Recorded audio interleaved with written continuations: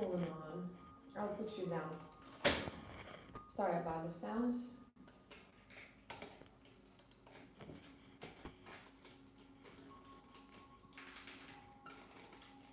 One sec, I need to figure this out. What's happening here? Almost closed. Oh no. What keeps twisting? It's gonna be one of those. I'm sorry about that.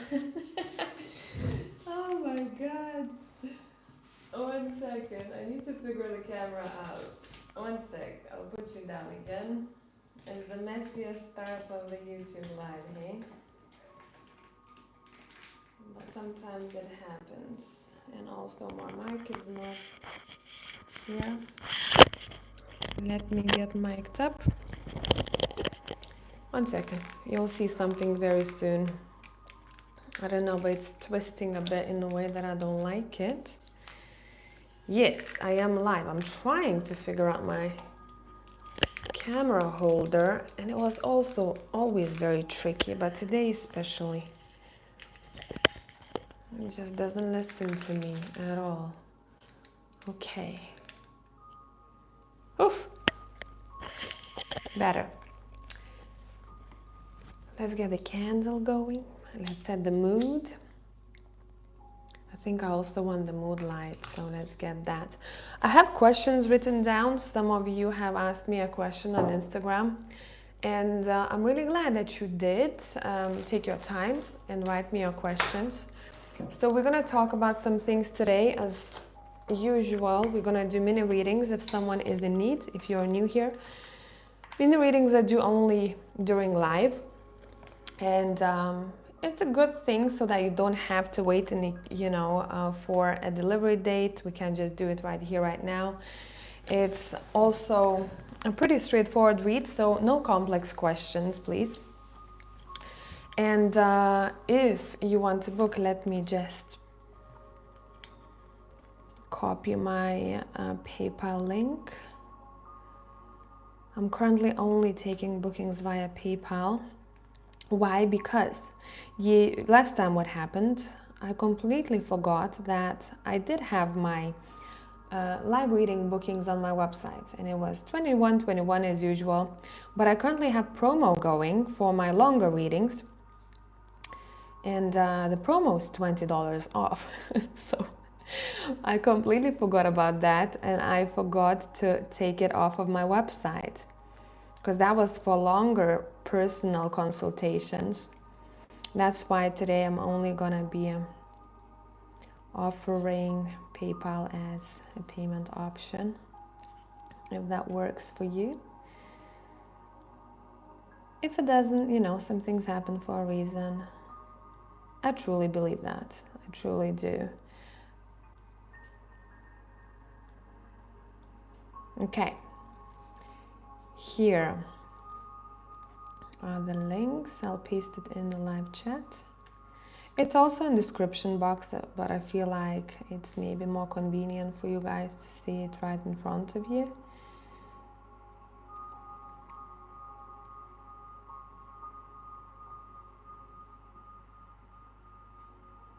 One sec. I was a bit late and I'm not really ready here today because we are late to taking care of a dog right now. My partner's family went to Australia for a month, so they left us the dog, and just before this live he started acting a bit weird, and I was like, what do you want? Do you want to go outside? He was really like uneasy, so I had to take a moment and let him outside before I started this live. So I do apologize for not being super ready today. The unexpected happened. Hello. Hello. And also, if you have any questions, I said on Instagram, I don't know if you follow me there, if you could ask a tarot reader anything, what would it be? What would you want to know? Okay, finally I'm here. I can drink some coffee now. So I did receive 3 questions, which I'm gonna cover. But if you have anything particular that you want an answer to, just in general, maybe, I don't know, how is it to work in this field full time? Because I don't know how much you know me here or whoever has joined, but I come from a very logical background. I was actually studying architecture, and I was studying interior design before that. But I was really interested in construction and how things work and how you put them together and what this material does, what that material does, and the living space, you know, and setting the mood and why we do things the way we do things. So it's a very kind of straightforward, dry, logical field, mostly. It does have some creativity to it, but once you start working in the office, then all that creativity is gone because people who can actually make big decisions for projects are the people who've been working in this industry for a really long time, and they're usually around, I don't know, 50, 60, 70 years old. So you gotta, you know, really build your portfolio and really prove yourself. And yes, I don't know why, story time here. I don't know if you're interested at all, but I thought I'm gonna talk about this a little bit. Maybe someone needs to hear that for some reason. And when, just before COVID, I remember I had this intuitive urge to come back home and rest for a while. Because life in London, it was pretty fast paced. And I've been living there by that time, probably 11 years, maybe more. And I decided to take a little break. And you know what? Once I told my job that I'm just gonna be going away, I don't know when I'll come back, you know, I said my goodbyes. I tried to figure out how to ship my stuff, all my stuff that I had in London for so many years, back to my home country. And that's when everyone slowly already started realizing that this COVID thing is actually not just some small virus. And flights got cancelled, a lot of them. I remember I didn't even know if I would be able to come back. I already quit the job by that time. I was working in developer's office. And I just said, you know what, fuck it. I'm just gonna do it. I'm just gonna go back home, chill a little bit, kind of recuperate myself, see where I wanna go, what I wanna do. And very organically, this job became my full-time job. I have not worked for anyone for how long? More than 5 years now. It's gonna be 6, I think, soon. Yeah. So, you know, life has a lot of surprises for us. But what I wanted to talk about here, it's really important for you guys to pay attention to what your gut is telling you, and you probably hear it over and over and over again. But really, what is your gut telling you? If you think that I have no idea what my gut is telling me, it's a really good chance that you are not connected to your body. Because how intuition works through body, right? It gives you a sensation. Either you pulled somewhere or you feel like you want to take a step back. It's pretty simple. But a lot of people, especially in this modern day, a lot of us are running around, you know, overthink a lot, social media, so many distractions here that we forget to come back to that connection, you know, to ourselves. Yeah, so for any private bookings, you know what to do. Head to the comment section. And I'm going to touch on a couple of questions that people left on my Instagram today. And of course, the first question is about manifestation. Personally, how would you manifest? Rituals, practices, etc. And I gotta ramble a little bit before I answer this question. And I'll be very straightforward here today. A lot of the stuff that we see out there about manifestation is pure bullshit. It's not a popular opinion, but and in general, in spirituality, there is so much that can take someone away from so many things that we really need to focus on, because there is a reason why the soul has chosen a body.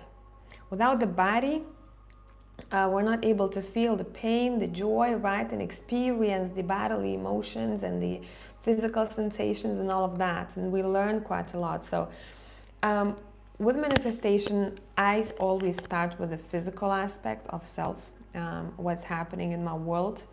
I do not go, and I see Seven of Cups card right now, I do not lose my head in visualizations and stuff like that. I went through this. I tried everything. I went through that. Yes, it gives you a bit of a boost, but main thing that you can do is really have a good plan. Have a good plan. What I've been noticing, especially with people who are very focused on mostly on spiritual aspects of life, they have detached from the physical. And when we talk about manifestation, we want probably something that upgrades our life. So a lot of times this is either a relationship or a better paid job or a home, right? It is physical. So we gotta focus on what we need to stop doing or start doing more of. So with manifestations, I would say let's look at our strengths and weaknesses and play with them. Does that make sense? So don't kind of punish yourself thinking about, oh, I'm not good in this or good at that much. Focus on what you are good at. What is your skill set? What are your strengths, characteristics? What are those that differentiate you from other people? Run with them. Yes, when it comes to getting what you want, it's kind of like a journey, and it's a journey not only to the goal, but also getting to know yourself. A lot of times what I'm noticing, people when they talk about their goals, right? For example, I don't know, I want to have my own business. Okay, but these days in modern life, a lot of visibility is happening on social media. And a lot of times I'm seeing that people who want to have their own business, they are kind of met with this challenge because either they are too shy to be in front of camera, they don't know how to edit, they're not familiar with tech that much. But these are the opportunities to learn. This is part of it. When it comes to your goal, there's always going to be that one thing or maybe a couple of things that you're going to go and like, oh, I really love to have a business, but I hate these parts, or I'm so bad at them. Window to learn. You've asked me any rituals or practices. To be honest, the only rituals that I've ever done, and I do them not frequently at all, I don't see a point of doing them frequently, I don't feel like it's also healthy, good for us, is the cleansing rituals. That's what I do, to neutralize myself, neutralize my space so that I don't have interferences, I can see clearly, hear clearly, feel clearly, because mostly I rely on myself. Practices. Manifestation practices. It's gonna sound very boring, but a plan written either on my laptop, on my phone, on a journal, because I gotta see it right in front of me. What do I need to achieve? At some point I had this, I don't know how it's called, but it's like a sticker for a blackboard. You just stick it on the wall and it's kind of like a blackboard and you write on it with chalk. So I had that and I placed it, I remember, not where I live now, but where I used to live. I placed it right in my living room next to the TV, because it's really important, even if your conscious mind is not paying attention to that, right? What's written on that board, your subconscious does. So you see those goals in front of you. And when you see those goals in front of you, slowly but surely, even unconsciously at times, you are noticing how you are doing more of the things you're supposed to do so that you can achieve that goal faster. I would say with manifestation, I would work with my mind. I would work with my consciousness and subconsciousness. I would figure out what are the things that kind of keeping me away or not allowing me to get there or get there sooner. And I've done a couple of hypno sessions on that. Trying to understand why at times I'm in this kind of paralysis or paralyzed state where I'm just like, I don't want to do nothing, like I just want to be on my own, and I want to close the door, shut the world. It's not a good place to be in for long. So I went digging there, and my subconscious answered all of my questions. So the more you know yourself, and you are also your weaknesses and strengths, the easier it is to manifest. Yes, you can do the visualizations, meditations if you want to, but I'm gonna tell you straightforwardly, I haven't seen proof that they work that much. What I have seen a proof of is a plan and execution. That would be consistency and an energy that is directed towards that thing. Not scattered all over the place, directed.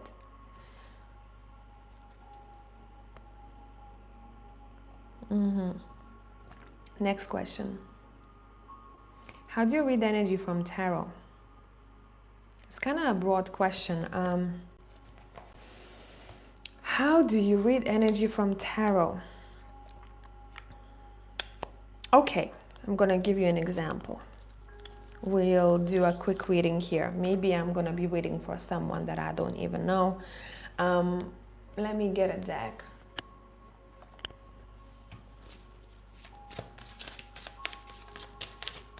I'll kind of take you through what's happening inwardly, if that makes sense, when I pull tarot.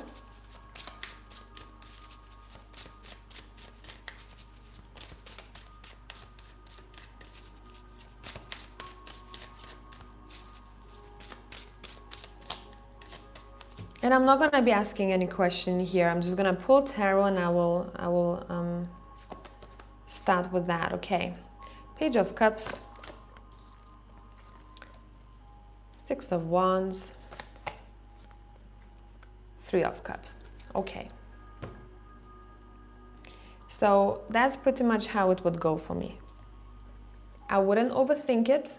I would just straight away go, okay, which card draws my attention the most? Which one feels to me that it's shouting at me? Which one goes, like in class, raises its hand?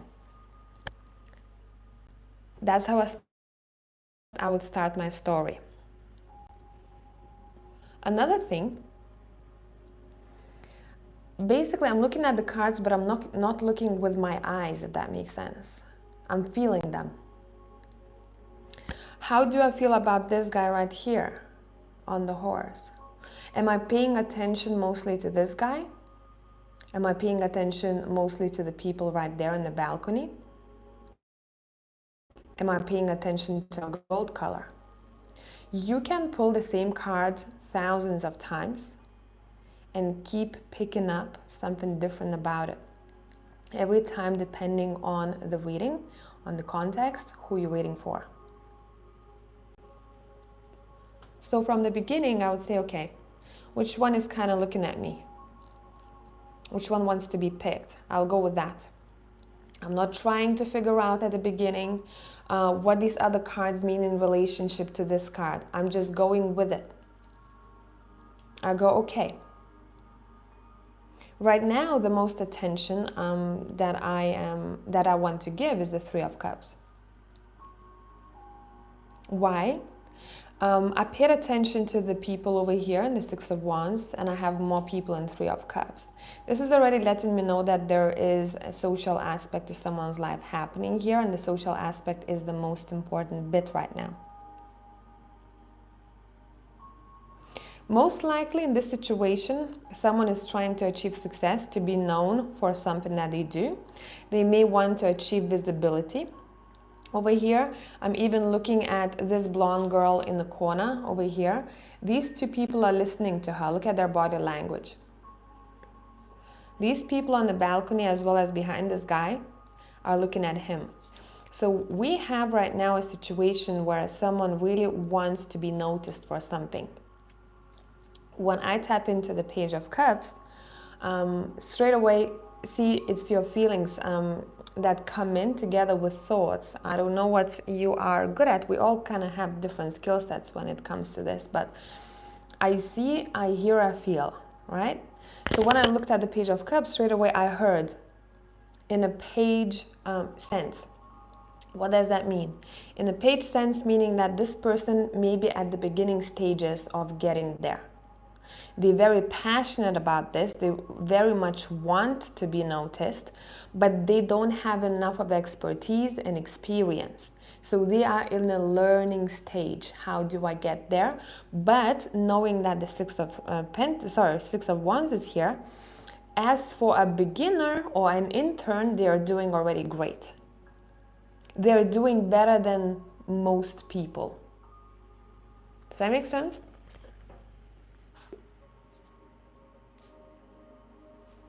I hope it does. If you just came in, and if you have any questions for me as a tarot reader, shoot them. They can be whatever. Doesn't have to be about tarot completely. I'm just answering some questions that people have asked on my Instagram.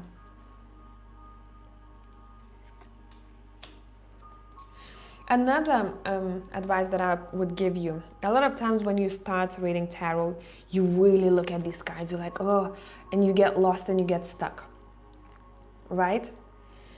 Take a step back, and I call it zeroing yourself. What does it mean? I tap out of my head, I tap out in my body. It takes practice, okay? It takes practice. But you have to be clear-headed to do so. If you're doing tarot when you're very stressed, that's why a lot of times if I don't feel 100%, I would email my client and say, I'm sorry, I'm not feeling it. I don't want to have asked the reading. And that's why this job is tricky, because in other job, you know what you're going to do that day, tick off all the boxes and go home. Every day we wake up feeling slightly different as people, especially women, dealing with hormones and the cycles, right? So it's not always the smooth sailing journey. So at times I have to cancel and say I'm just not feeling it. A lot of times I've done a reading, like let's say half an hour reading, an hour reading. I stopped recording and I feel like, no, I don't feel like this is solid. I feel like there is something that I've missed, something I didn't tap into enough, and I would scratch that and I would email a person saying I'm going to do it the next day when I'm feeling tapped in. So zeroing yourself is a way to go. Okay? Tap out of your head. Imagine as if, don't think about the meanings so much. That's how you can tap into the energy of the cards. Of course, you gotta know the meanings.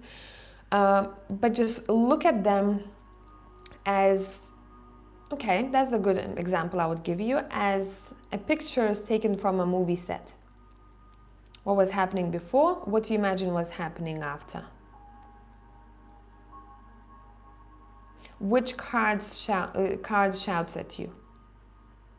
And yeah, you can lay them like this and say this is the first, second, and a third. But you, if you're gonna read intuitively, a lot of times you'll notice there can be no sequence to the story. You're gonna be tapping into this, tapping into that, and then you feel like there was something else, and you're gonna be clarifying. Okay, what does the Three of Cups mean for me here? Okay, I see. What does the Six of Wands mean here?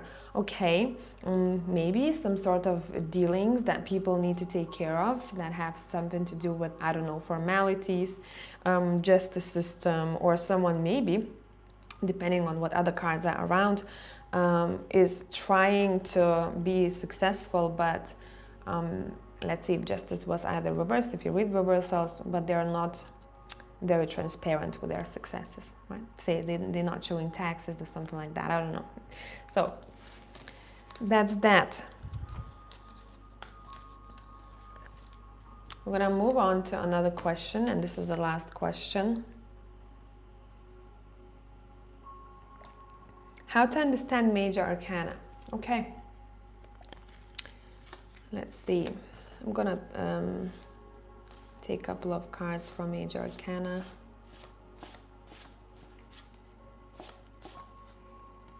Maybe I'll take all of them. Shall we take all of them? No, I don't feel like we need to. Let's just take these. How can you understand major arcana? So, as you know, it starts with a Fool card. Why? Imagine major arcana as a person's journey through life. Major arcana are the main, biggest, most influential events that are much more life-changing than in the minor arcana. Minor arcana is like, can show you maybe who's involved, you know, or a bit more into situation, but the main things, the main life-changing events, the major arcana will show you. Let me just lay them here. So that's why it starts with the Fool, right? So we're new to life. We're new to life. We don't know so many things. We don't overthink. We're not so afraid. The Fool is not afraid because the Fool doesn't know all of the, you know, bad things that can happen on that journey. Fool is very spontaneous. I've packed my bags here. I'm going where I want to go. No one can stop me. I want to explore. I want to see what's there. So this can also relate to, you know, when you have children, right? When we just come into this life, we want to smell the rose, we want to lick the stone, we don't know, right? We get to know the world, and the Fool wants to get to know the world. The Fool also wants to be free. In childhood, we are very free, right? We don't have any preconceived notions. We haven't picked up certain things that maybe someone told us later on in school, you know, that, I don't know, your hair looks weird or whatever the case. So it's a very kind of free energy. Very free energy. And then it continues. I don't remember the exact sequence. I need to look at it now, of the major arcana, but we're basically going through life's turmoils and happy moments and moments when we have to realize a bit more about ourselves and spiritual journey. Like, let's say we have a hermit over here. That's that time when, let's say, life pushes us to really kind of figure out why we're here, what we want to do. We are literally connecting to our souls. We're looking for our spark. We're looking for our purpose, right?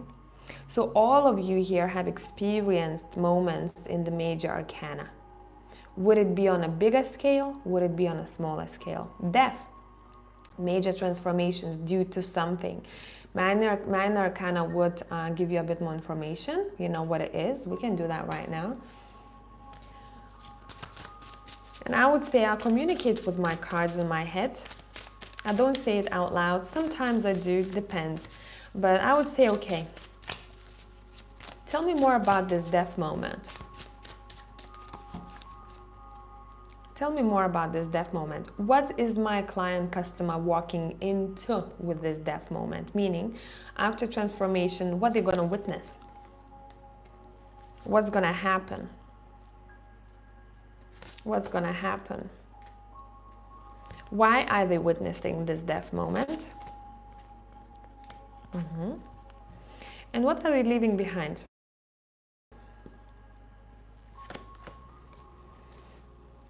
What are they leaving behind? Oh, okay, two more. We'll take them. So in this situation, what are we leaving behind? We have the Five of Swords, right? Conflictive energy. We have the Ten of Wands, heaviness, Two of Pentacles, juggling. Basically, that would tell me that the person was dealing with quite a lot in their life.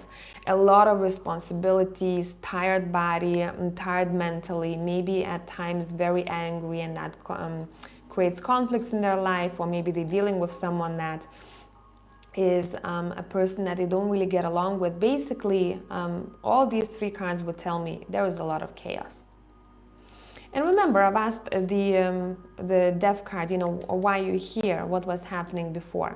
So I'm already seeing that this transformation had to happen because the person cannot continue living like this for a long time. They would ruin themselves mentally, emotionally, and eventually physically. You know, when we don't acknowledge repressed emotions, and when we don't acknowledge, you know, our mental state, it all, you know, shifts into the physical body. Then it appears like a muscle aching somewhere, or, you know, anxiety attack or something like that. So a person cannot continue like that. That is the reason why the death card appeared in their life. who I'm dealing with as a customer, a client, a person who is very, very busy in their head, a very clever individual, the Queen of Swords here, but at times they get tired of their own head. What are they stepping into after the death? Transformation. We have Seven of Cups and Page of Swords. This tells me that, again, you gotta know the meanings of the cards, right? But kind of tap into your deck as well. Every deck gives you different kind of feels about the card. I have a couple of decks that I don't even read the cards the same way, like traditional way that I would some other decks. So keep that in mind. If you want to read intuitively, it's there are a lot of complex situations with tarot that you're going to deal with. So why did that happen? What's going to happen afterwards? The person will have to sit for a moment and really think about the options next. Okay, what's next?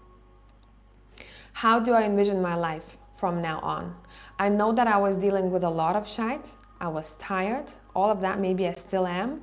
But now I really need to I'm literally seeing a sheet of paper. A clean sheet of paper and write down my priorities. What is the most important thing for me? And this person is choosing right here, you can see. Which cup do I want to take? One cup has a heart in it, another cup has fishes, I feel like here. I'm not really sure, it's not very clear. A dragon, a snake, a castle, right? And here there's kind of like a victory ring that we can see. What is the most important thing for me right now? I'm choosing. I had to have this transformative moment in my life so that I would finally stop for a moment and regroup myself. And what I'm being shown here in this situation, that the person is going to be choosing something that they're new to. A situation that they were not in before, or a situation that they don't really know enough of. This is a page. Pages are interns, right? They're new to something. So in a business sense, that would be someone who was working in a job, but probably this would be a job question. They were too tired, overworked here, maybe even used, not paid enough, even though the person is really clever and they did a really great job. After the death moment, transformation, they would say, okay, let me stop right here. Do I want to live this way? Do I want to continue this way in this job? And most likely they're going to choose a job that's new. This doesn't have to be a completely new field, right? Let's say they were working IT, now they're going into, I don't know, fashion. It doesn't have to be like that. This could mean that a person is going into a new job, chooses to take a new job. Once you go to a new job, even if you know the ins and outs of your field, you gotta get to know what things are. You gotta get to know people, right? That's what the page does. Ask questions. This is a Page of Swords. Communicates with people, ask questions, right? How does this work? Where are computers? Where is the canteen? All of those things. So that's your example. Any questions? By the way, if you just joined, I'm answering some questions people asked me on my Instagram. Someone asked me about manifestation. We answered before, how to read energy from tarot. Someone asked me, that's what I was right now doing, how to understand major arcana, and I was showing you a bit of an example of how I do things. And I hope whoever is going to be watching this is going to be helpful. If no one has any more questions, I'm going to log off and I'm going to do my Patreon content. The 7 to 10 day prediction.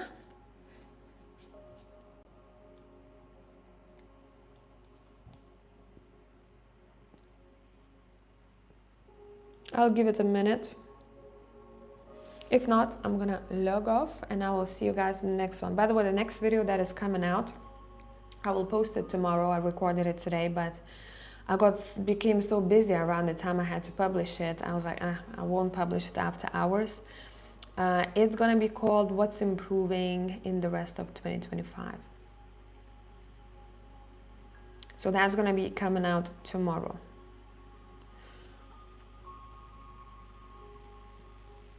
Okie dokie, thank you for joining me here today.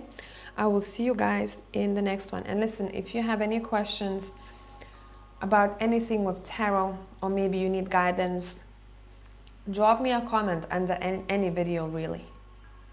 I will be collecting them over time and I will make a video about it, okay? Maybe a video that is not live, a pre-recorded video, so it's a little bit more well structured. But yeah, I'll catch you in the next one. Bye for now.